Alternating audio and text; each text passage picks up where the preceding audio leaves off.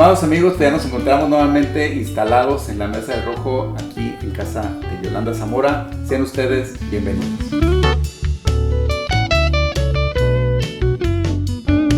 Muchas gracias por recibirme, Yolanda. Alfredo, esta es tu casa. Hiciste la presentación. Bienvenidos a la casa de Yolanda Zamora. Esta es tu casa. Me encanta verte. Me siento muy agradecida contigo por formar parte de este Rojo TV. Me encanta lo que estás haciendo y, por supuesto, tú dirás, ahora sí que vamos a cambiar papeles, ¿verdad? Así es. Pues para mí, mira, estoy todavía así nervioso, pero encantado porque fíjate que me das la confianza, como tengo la fortuna de conocerte de muchos años, sí, con cierta cercanía, pues me da la confianza y la tranquilidad de irnos a nuestro pasito y preguntarte cosas que he querido preguntarte. Y la primera es esta, Yolanda. Como en toda esta serie de capítulos que hemos estado haciendo, a mí me inquieta mucho saber qué hubo en el ambiente de Yolanda Zamora en sus inicios, en su infancia, en su adolescencia, o qué motivaciones tuvo para dedicarse a las artes, al periodismo. Claro, y además es fundamental. Ya sabemos que infancia es destino, ¿no? Se dice tanto. Y bueno, yo tuve el privilegio, Alfredo, amigos, de formar parte de una familia en la cual las artes eran cuestión de todos los días. Mi padre tocaba el piano, tocaba la guitarra, un abuelo cantaba ópera y canto gregoriano, mi madre entraba cocinando con la pierna al horno y bailando, y las niñas, nosotros, pues vivíamos el arte y la cultura como cuestiones de todos los días. Quizá esa influencia enorme que me dio tanta felicidad, o sea, yo era feliz. Bailaba ballet desde que tenía 3 años y en el corredor se instalaba mi padre así en una silla y decía, la niña va a bailar. Entonces yo, para darle gusto al papá, obviamente, bailaba ballet, llegaban los vecinos y se ponían en el corredor, mi papá ponía una pieza de sus favoritas o tocaba en el piano, entonces yo bailaba y todo esto va conformando un aspecto, un telón de fondo de lo que tú eres, ¿no? Y vas eligiendo. Entonces, cuando creces un poco más, dices, bueno, si eso fue muy bueno para mí, yo quisiera que fuera bueno para todos. Entonces, empiezas a estructurar tu vida en función de un verbo que es compartir, ¿no?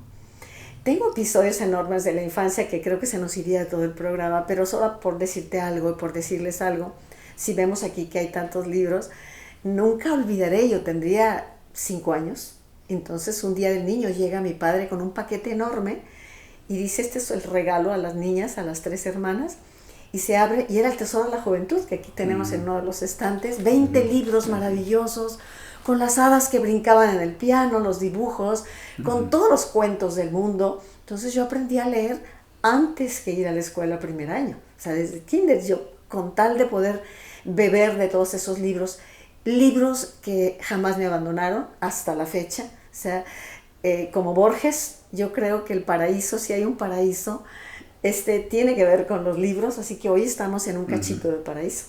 Me comentabas hace ratito, antes de empezar la grabación, que antes había revista sí, cultural, pero no periodismo. Bueno, esto es interesante también porque a mí desde niña me gustaba narrar historias. Y me recuerdo en la escuela, durante los recreos yo me sentaba a platicar, inventaba mis historias, pero las daba como si fueran verdad.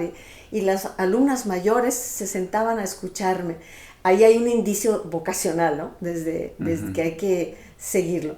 Pero bueno, cuando finalmente decidí estudiar Ciencias y Técnicas de la Comunicación, en lo que era Pío XII, el apóstrofe fue un IVA, yo me doy cuenta de la importancia que tiene justamente prepararte para ir, para que no te midas y digas, ya me recibí, esto soy, sino que vayas día con día en el devenir cotidiano, preparándote para ir dando las pautas enseguida, ¿no? Entonces, bueno, ¿cómo fue que me dedico justamente al periodismo cultural? Yo te diría lo siguiente, mi primer dilema como tal fuerte fue la danza, y me tengo que ir a la Ciudad de México, o sigo mi carrera de Ciencias de la Comunicación. Hay que estar alerta en la vida. Yo me manejo mucho por una cosmovisión mítico-mágica, ¿no? Sí, tomar tus decisiones, pero estar alerta a qué te dice la vida. Y de pronto a mí me invitan a trabajar a XCJB porque hice mi práctica profesional. Yo había estado en la Tarahumara, hice un reportaje de la Tarahumara creativo, le gustó, estamos hablando del 1975. Era mi práctica profesional, yo me recibo en el 76 y al director le gustó muchísimo y entonces me dice, quédate a trabajar con nosotros. Entonces ya hay un indicio que te dice, te necesitamos. O sea, y luego tu pregunta, en ese entonces no había un noticiero cultural en el Cuadrante. Por primera vez en la historia de Jalisco, y no sé, a nivel nacional no lo sé, pero cuando menos de Jalisco, no había un noticiero así. Me toca hacer el primer noticiero cultural, se llamaba Panorama Cultural, y pasaba 3 veces al día, y yo entrevistaba, editaba, grababa, hacía, y Cándido Galván era el que me suministraba mucho material, que era el director de Bellas Artes de Jalisco de difusión. Entonces hago el primer noticiero cultural como tal. Había espectáculos y había, por supuesto, suplementos de periódicos. Pero hablar ya de periodismo cultural, es decir, la nota cotidiana, pues sí, nos toca iniciar con ese primer noticiero radiofónico, estamos hablando de periodismo cultural. Y posteriormente a mí me invita Cecilia Díaz Romo, Marcos Arana, que acaba de fallecer, por cierto, y que me invitan a formar parte de Inforjal, con un grupo brillante de periodistas, y a la postre se convierte en Notisistema. Me tocó fundar del grupo fundador de Notisistema, y me tocó ser voz nacional junto con Marcos Arana, Roberto Rubalcaba también. Hacíamos los noticieros que pasaban en todo el país, ¿no? Y luego los bloques noticiosos, buenos días, buenas tardes, buenas noches. O sea, me tocó esa experiencia. De ahí yo aprendí lo que es el aprovechamiento del tiempo. Vaya, no la radio cultural que dice vamos a escuchar de Johann Sebastian Bach, sino que el ritmo de la noticia. Y cuando yo regreso a XCJB, finalmente era lo mío, la cultura. Cuando ya me había casado, tenía 2 bebés, y entonces no podía tiempos completos, y el Notisistema era una exigencia total. Y bueno, yo regreso a lo mío, me invitan, y había programas de revista, ¿no? Muy buenos programas de revista, yo los escuchaba, maravilloso. Pero a mí, el director en ese momento, 1984 ya, me dice, Yolanda, tengo este espacio, ¿quieres tomarlo? Haz lo que tú quieras. Entonces yo mezclo la experiencia del aprovechamiento del tiempo y con los contenidos culturales. Y al darme cuenta de la importancia que era un programa diario de 1 hora, que Arreola una vez me dijo, Yolanda, no hay cultura que aguante un programa diario. Y entonces decido 2 aspectos que para mí fueron fundamentales. El primero, prepararme siempre, hasta la fecha, hasta hoy yo sigo estudiando. Es decir, prepararte día con día, y si tenía una licenciatura, seguir con la maestría, seguir con los idiomas, seguir con el doctorado, o sea, y eso es un placer, porque a mí desde niña sentí el gusto y la pasión por conocer, ¿no? Y el segundo, rodearme, y tú fuiste uno de ellos, por cierto, de colaboradores apasionados por lo que hacían, que quisieran compartir mi proyecto. O sea, fue un proyecto colectivo. Yo sola no habría hecho nada.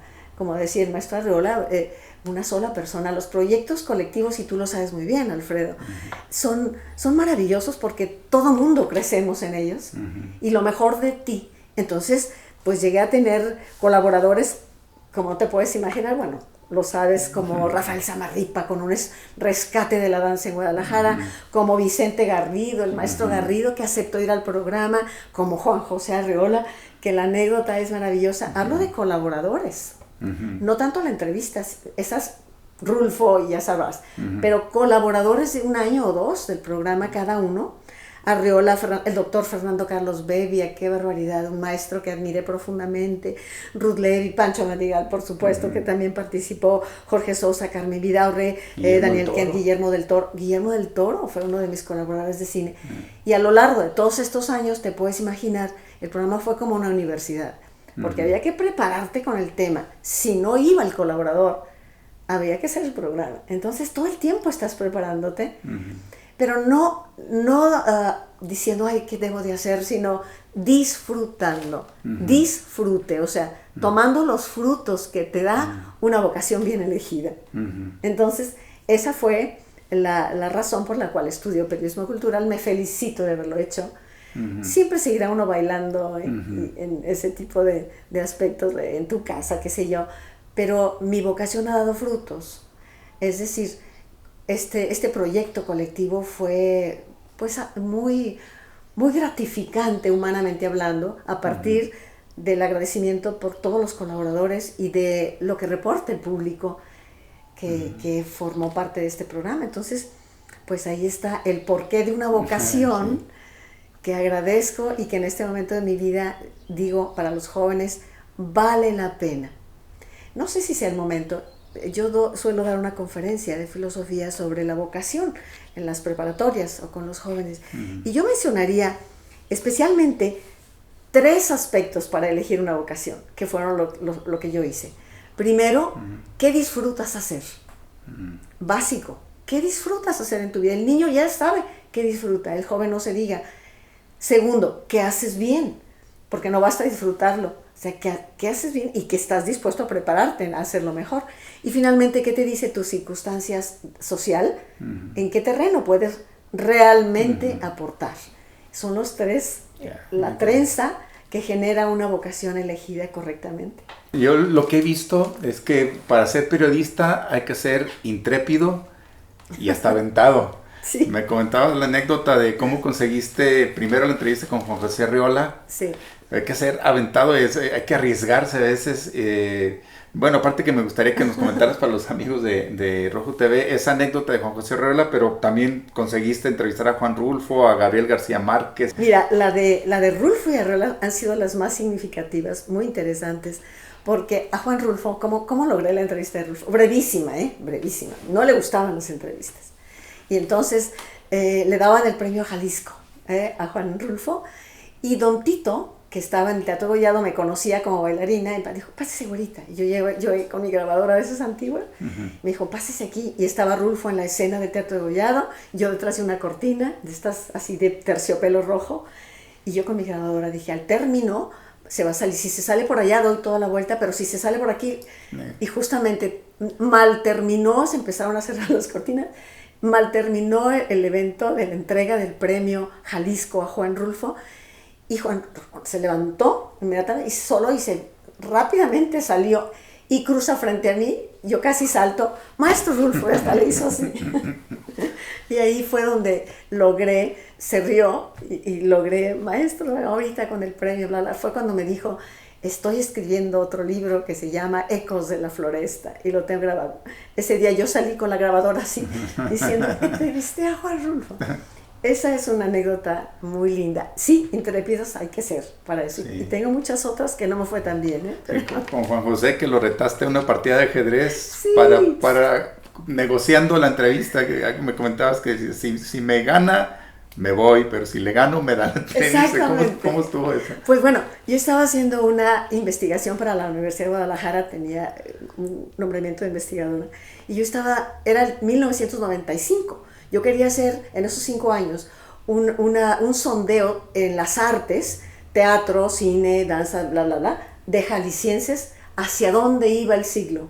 ¿Me explico? Entonces entrevisté a Consuelo Velázquez en la música, entrevisté a Juan Soriano en la pintura, entrevisté en teatro a Vicente Leñero, o sea, eran 7 y me faltaba Arriola. Entonces no me daba la entrevista y no lo podía encontrar. Y en ese momento estaba dando él un curso en el exconvento del Carmen, de un taller. Y me acompañó Madrigal, fuimos al exconvento del Carmen y éramos todos así como la corte de los milagros. Había 2 chavos así de arquetos, con un señor con una grabadora así grabando. Éramos incluyéndonos a nosotros. En aquella época era bailarina de Bellas Artes de Jalisco, entonces también yo llegaba con mi leotardo y mi falda larga. En fin, era otra época. Al salir Juan José Arriola de su clase, le digo, maestro Arriola, necesito una entrevista con usted. Y me contesta en francés, me dice, no, je ne peux pas, je suis très malade, je ne peux pas. O sea, no puedo, me siento enfermo. Digo.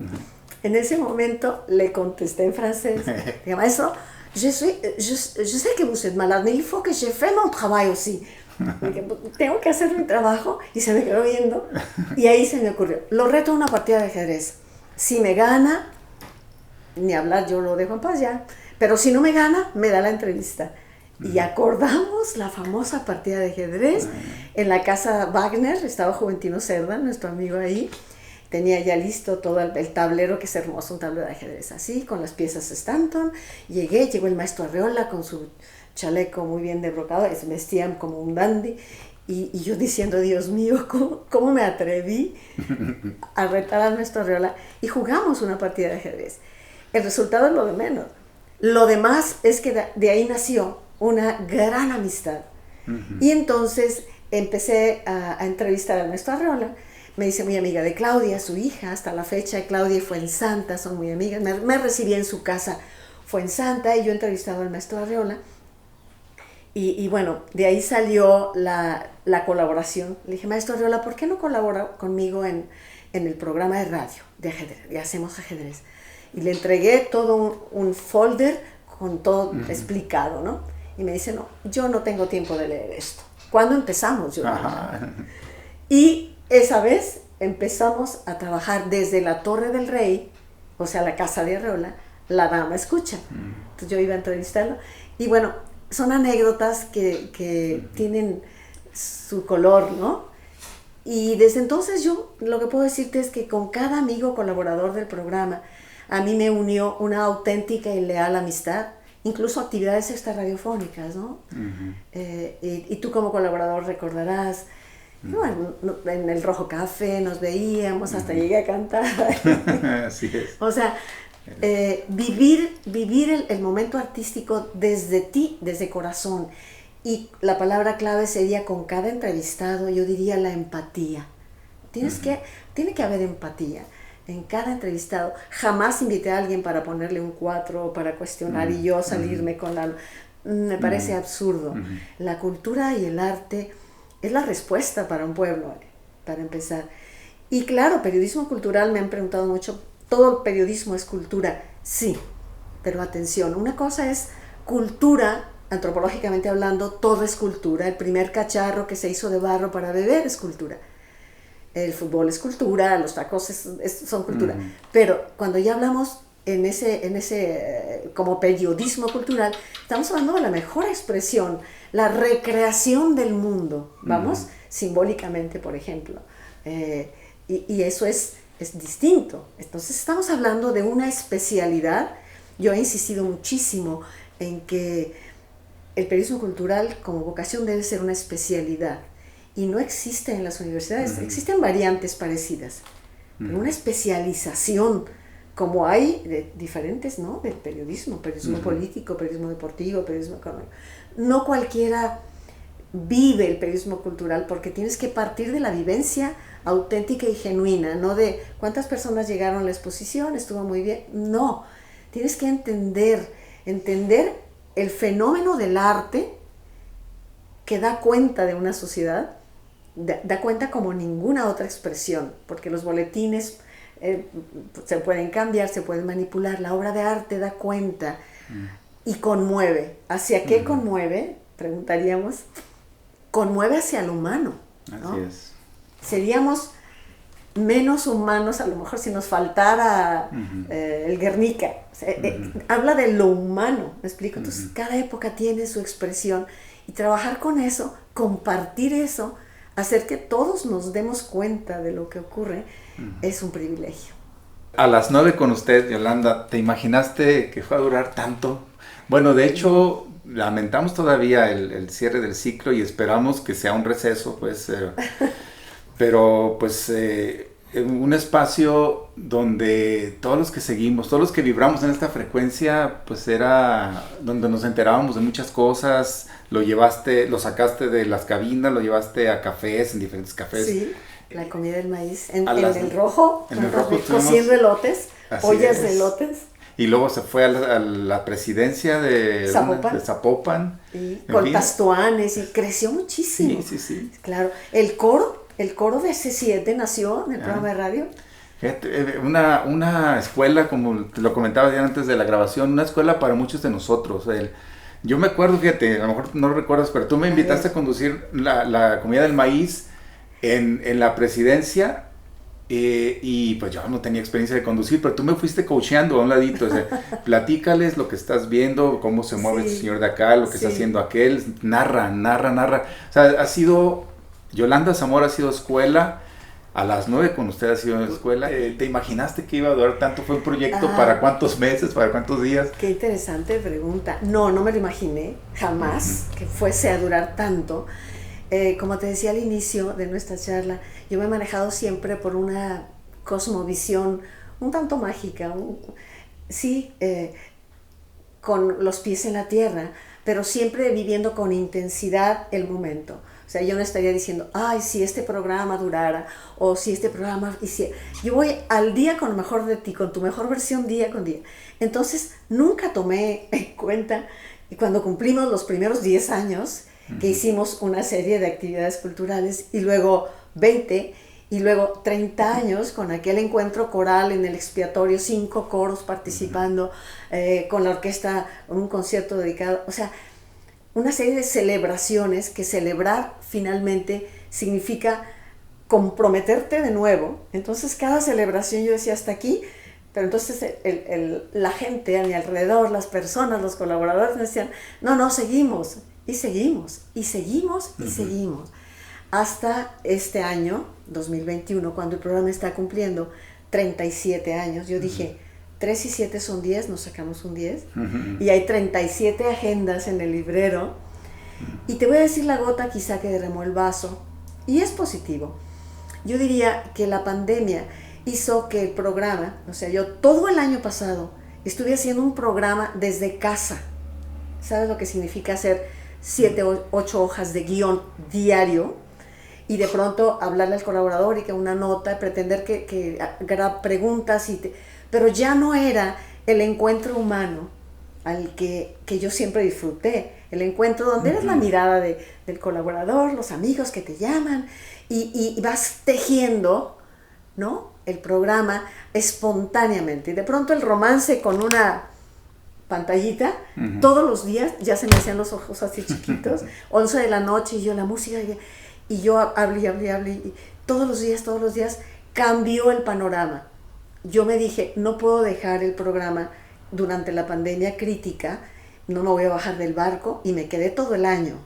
Y dije, empezando el 2021, es el momento.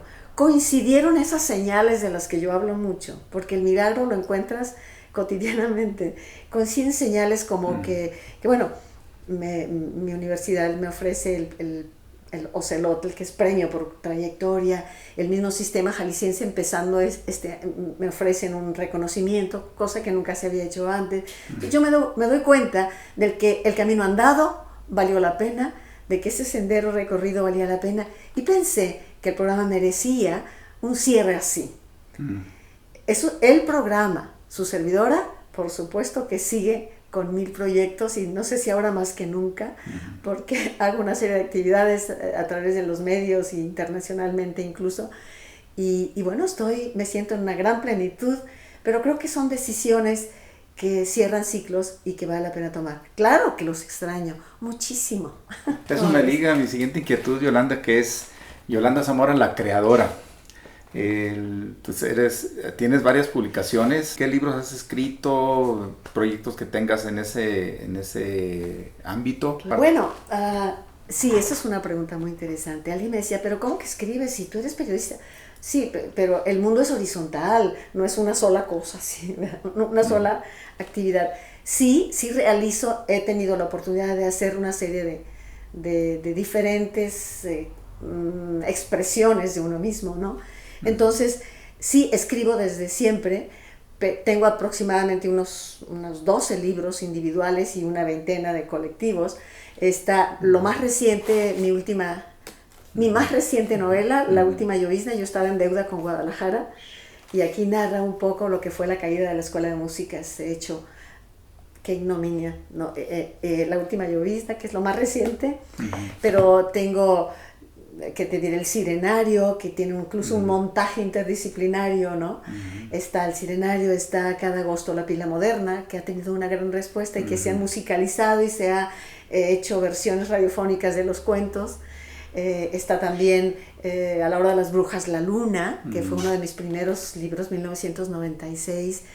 Está Cuando vuelan las bugambilias. Está mis libros periodísticos como Daguerrotipos, con entrevistas. Estas entrevistas que he narrado aparecen compiladas ahí, o A la fronda del recuerdo. En fin, tengo ya un buen número de libros, pero lo mejor de todo es que sigo escribiendo. Ahorita estoy avanzada en una novela que estoy dándole la estructura apenas, y es muy sabroso escribir. Yo no sufro lo que hago. Cuando sufro le cierro. Sí. Pero estoy trabajando ahorita una novela, y si a eso le sumas que efectivamente yo desde niña tocaba la guitarra. De hecho, cuando me voy a estudiar a Europa, yo llevaba mi guitarra y decían, la mexicana va a sonar a la guitarra, y yo tocaba la guitarra y cantaba. Luego, por decirles, hice teatro, hice de Molière, el médico a palos. Me tocó hacer la chava cuando estaba en la Alianza, hicimos la obra en francés. Entonces he hecho teatro, he hecho música, he escrito. Entonces eso, danza no se diga. Estuve en el Bellas Artes de Jalisco, en el grupo, en el folclórico con Pita Sandoval, gané un premio nacional de danza.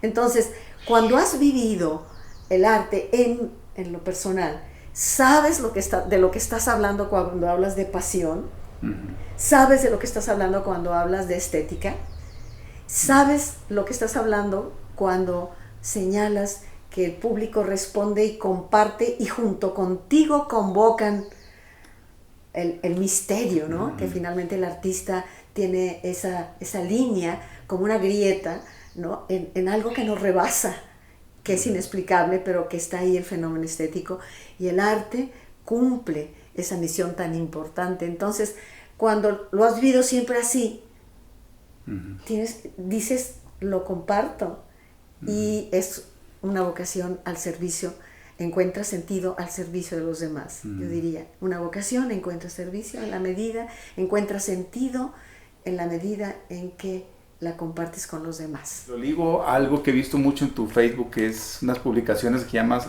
Los Domingos de Haiku. Claro, bueno, ciertamente, como te decía, mis padres contribuyeron mucho en estas aficiones creativas, ¿no? Y recuerdo cuando yo cumplí 12 años, mi padre me llevó una camarita Fiesta, valían 60 pesos me parece, una camarita Kodak Fiesta, y me dijo, pues a tomar fotografías. Mi padre fue un gran fotógrafo, hacía cine, tenemos esos rollitos de cine de toda la familia desde niños, hacía cine, tenía su propio laboratorio, le gustaba, tenía unas cámaras impresionantes. Entonces él me regala una camarita Fiesta. Desde entonces me encantó tomar fotografías, donde quiera que iba, en la Tarahumara, siempre tomé fotografías. Pero recientemente, de 2 años para acá, me empezó a atraer muchísimo el reto del haiku, porque estamos hablando de un poema en 17 sílabas, 5, 7 y 5, que es un verdadero reto, y que de pronto dices, bueno, ¿qué pretende un haiku? Tienes que considerar la brevedad, tienes que considerar la contemplación de lo que ves, y tienes que considerar la metáfora presente. Todo esto en 17 sílabas, 5, 7, 5. Y empecé a escribir haikus, y luego dije, bueno, yo misma voy a tomar las fotografías, porque yo he sido, me llevo muy bien con la naturaleza. De pronto, si estoy demasiado cansada, yo le suelto la rienda y nos vamos al mar, por ejemplo. El mar, la montaña, los árboles, aquí mismo, la cuadra, ya le salió un brote a esta plantita, ya, o sea, entonces quise aprovechar esa atención, ¿no?, que te dice la naturaleza, y empecé a tomar mis propias fotografías de cada haiku, y el reto era hacerlo cada domingo. Entonces, pues cada domingo yo publico un haiku, este poema de 17 sílabas, que es todo un reto, y que supongo que por deformación profesional yo tiendo a ser muy concreta, ¿eh? Entonces el haiku exige brevedad, exige economía de recursos. Y creo que por en la radio no puedes estar soltando todas divagaciones y demás, tienes que ser concreta. Y creo que ese tipo de exigencia de tanto tiempo me ayuda a los haikus, se me dan por eso. Es concreto, es la metáfora, es la contemplación del instante frente a ti. El resultado es un haiku, que espero que sea libro. Ya lo estábamos conversando en días pasados sobre la posibilidad de hacer el libro, ¿no? Modestamente, tampoco se trata de los grandes proyectos, pero a mí me ha nutrido mucho practicar cada vez con atención, bajarle un grado a la vida, detenerte y contemplar. La bugambilia, por ejemplo, que es un mar color magenta y que deja sobre la banqueta para el que pase su manto y su lienzo color púrpura. Ese tipo de privilegios que tenemos todos, me gusta detenerme en ellos y el resultado son los haikus. Eso te lo he dicho algunas veces en persona, que cuando te escuchaba en la radio o cuando te escucho en alguna conferencia o platicar en alguna reunión así informal, que eres como una metralleta de ideas. O sea, a mí produces o sea, es una idea tras otra, idea, y me quedan aquí pues rondando y se me ocurren otras, o sea, disparan reflexiones. Y yo creo que eso tiene que ver con tu vocación por la filosofía, que es el punto al que quiero enfocarme, que es el mundo de las ideas, de la significación. Sí, bueno, ya lo has dicho tú muy bien, muy bien. Si tú logras que tu pensamiento sea fecundo para los demás, hay una gratificación enorme en ello, pero para lograr que tu pensamiento sea fecundo para los demás, tienes que aprender a preguntarte. Por eso me encanta Nietzsche, que te invita a que hagas tus propias preguntas, ¿no? Te pueden dar 1000 respuestas y son formativas y demás, pero cuando alguien te hace una pregunta y cuando tú aprendes a preguntarte más allá de esa pregunta y más allá de esa pregunta, es un placer extraordinario. Y más aún si te reportan que compartir estas preguntas es fecundo para los demás, que sería una función importantísima. Fíjate que cuando yo era pequeñita, vuelvo a mi padre, llegaba yo de la escuela y me decía, ¿qué aprendió? Nos hablaba de usted, ¿qué aprendió? Pues fíjate, papá, y además gané un premio, y me decía, muy bien, decía, más importante que recuperarse de la caída y del error es recuperarse del triunfo. Olvídese del triunfo y a lo que sigue. O sea, ese tipo de reflexiones que van más allá de lo esperado, a mí me hicieron pensar siempre que hay más allá de eso que acabas de decir y soltarlo. Y entonces la filosofía para mí fue siempre una fuente extraordinaria de posibilidades, y empiezas por hacerte las preguntas y luego por buscar los diferentes filósofos. Hay quien dice que cada quien tiene sus propios filósofos. Yo de pronto he ido cambiando un poco. Pero luego te empiezas a topar con filósofos que dices, eso es lo que yo creía, y lo está formulando de una manera tal, y entonces ese filósofo te lleva a otro y a otro y a otro. Entonces cuando yo termino de estudiar comunicaciones, idiomas y demás, me topo con una persona que fue coyuntural en mi elección por la filosofía, que fue Jorge Manzano, que justamente fue colaborador del programa, y que yo lo escuchaba y decía, es que yo quiero encontrar toda esa fuente para no hablar improvisadamente, sino nutrirme, ¿no?, de lo que es la filosofía.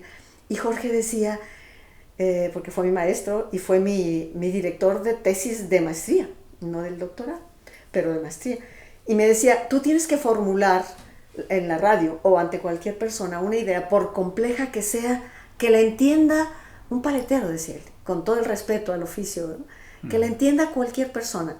Eso fue algo que yo llevé a cabo a través de todos estos años en la radio.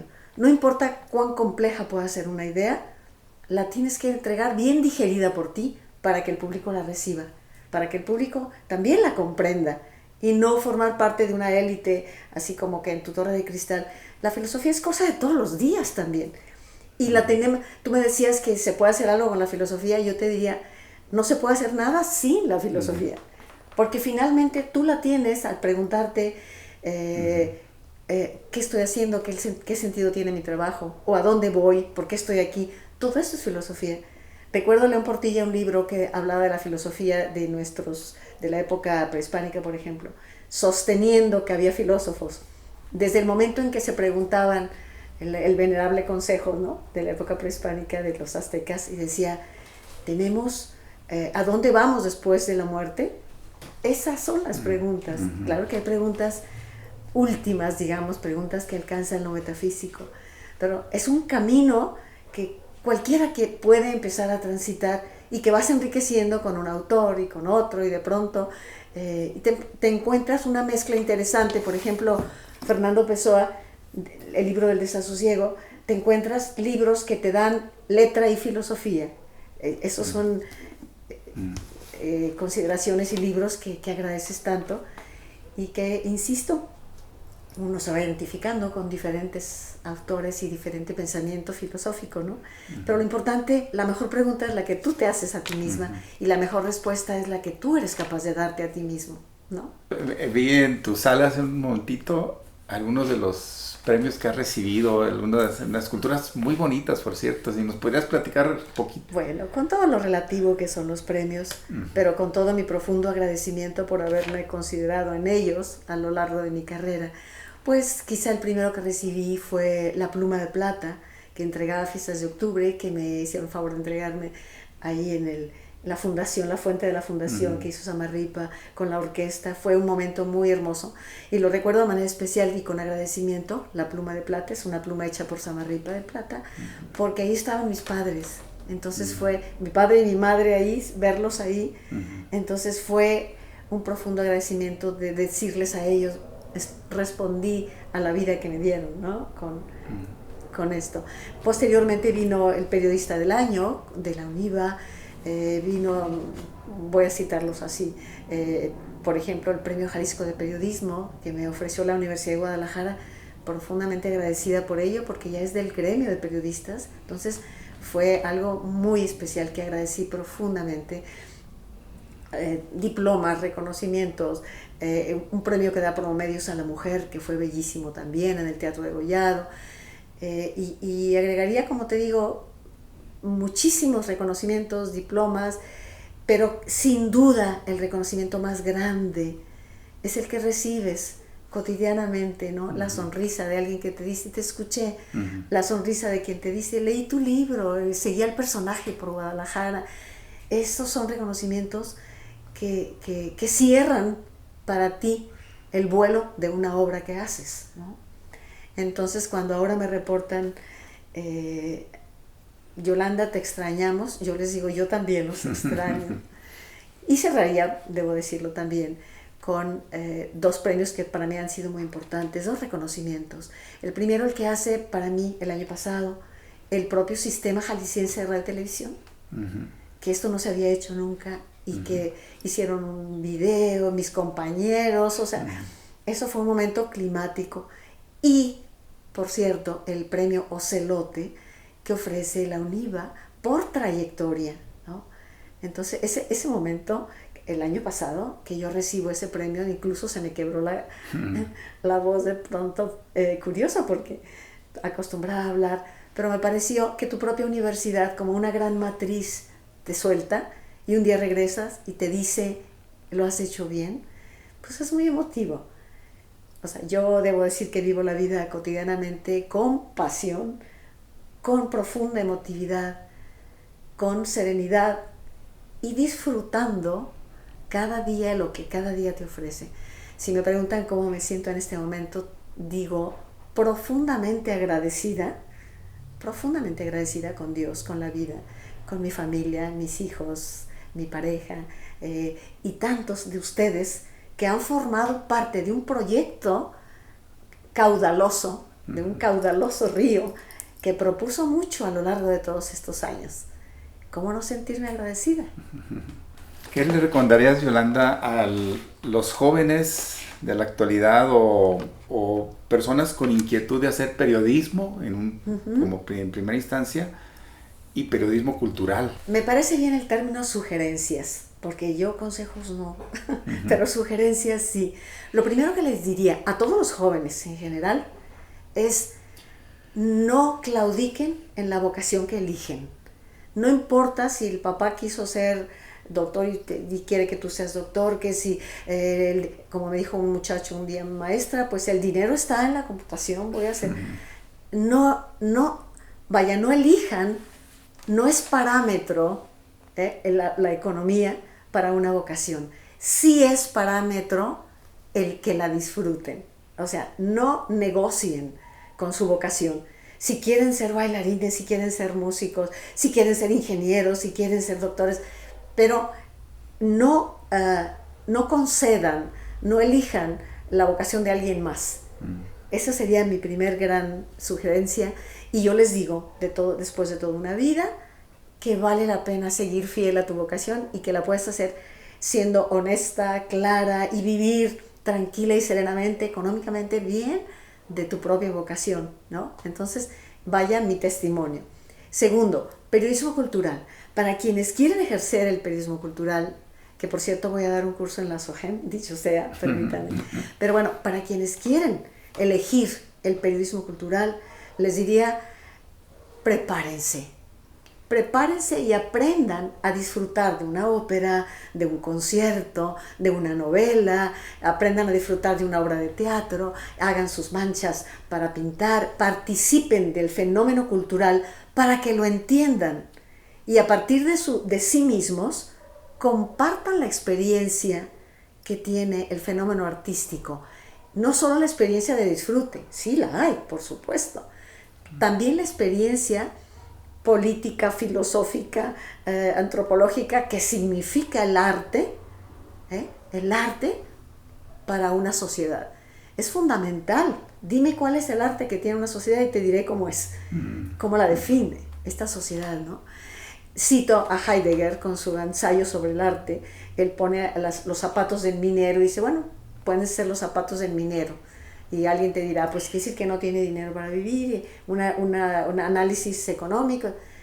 Sí, pero cuando ve los zapatos desgastados del minero, aquí entra la filosofía en pleno, para hablarte del trabajo, de una vida, del lodo que ensucia los zapatos de minero, de lo que significa el hombre, el paso del hombre por el planeta, testimoniado en una obra de arte.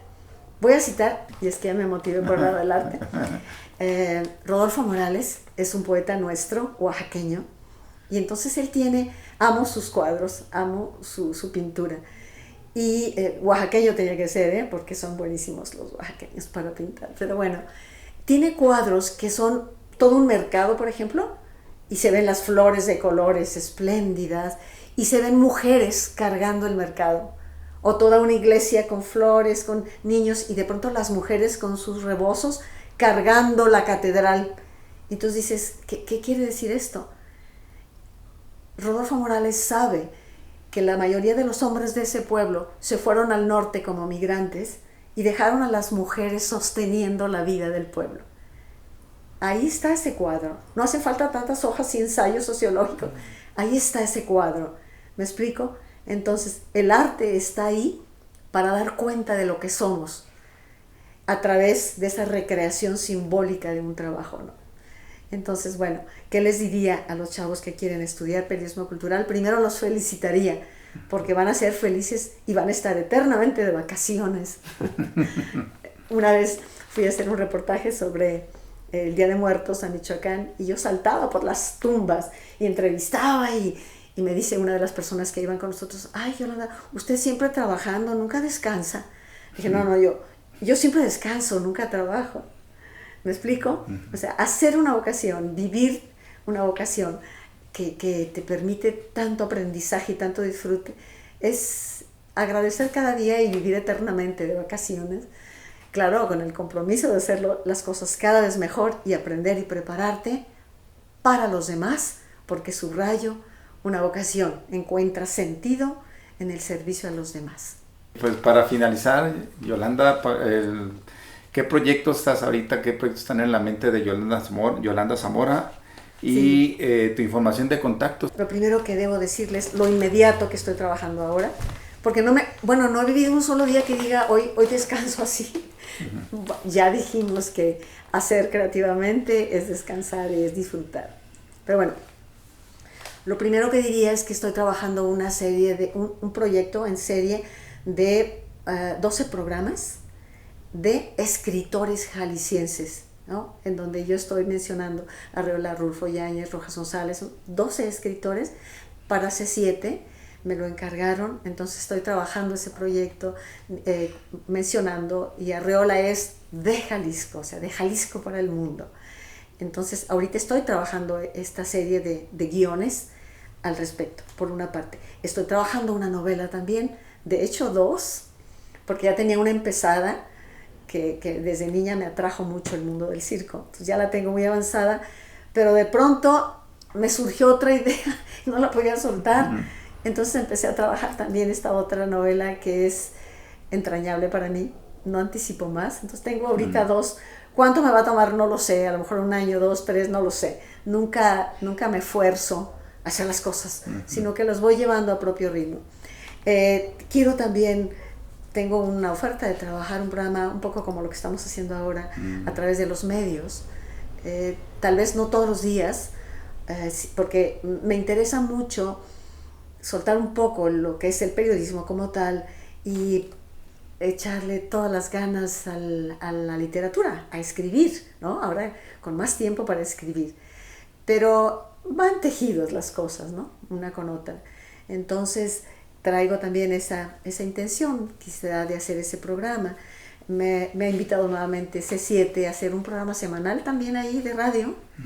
Todo esto se está considerando, pero pensemos ya empezando el año, porque ahorita precipitarnos así, hay muchos aspectos que hay que afinar, ¿no? Pero los extraño a todos, es verdad. ¿Y dónde me pueden encontrar? Pues aquí estamos, participando de este proyecto tan lindo de Saras, de Alfredo. Y estoy también, me pueden escribir yolandazamora@hotmail.com o yolanda.zamora@gmail.com.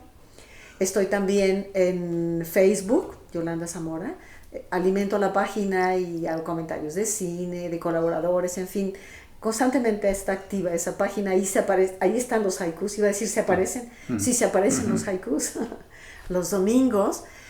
Y fíjate que tenía Instagram y tenía Twitter. El Twitter, perdón por quienes lo manejan mucho, pero ya bastante sintético está el haiku como para reducir tanto a un Twitter que además se presta a malos entendidos, ¿no? No sé, pero digamos que no me interesa, no trabajo con Twitter. Sí, en Instagram eventualmente. Y ahí está, Yolanda Zamora, está muy fácil. Pues muchas gracias, Yolanda, por recibirme en tu espacio, en tu casa. ¿Qué es la tuya? Y estoy emocionado porque me retó una partida de ajedrez, entonces claro. Ahorita nos vamos a jugar. Y pues agradecido contigo por tantas enseñanzas en la radio, por tantas enseñanzas personales y por concedernos este espacio para los amigos de Rojo TV. Al contrario, Alfredo, tú sabes que eres un gran amigo. Mi agradecimiento primero por tu amistad, segundo por ese trabajo tuyo de tanto tiempo al frente de Rojo Café, contra viento y marea, lo vi, lo testimonio también, porque ha sido espléndido su trabajo, y por ver esa pasión que sigue moviendo Alfredo para seguir descubriendo, compartiendo, que ese es el verbo, y soy yo quien te agradezco enormemente. Tu época de colaborar en el programa también fue de una gran riqueza. En esa época la comida del maíz, que fuiste también el anfitrión de las comidas del maíz de mucho tiempo, con nuestros elotes cocidos riquísimos.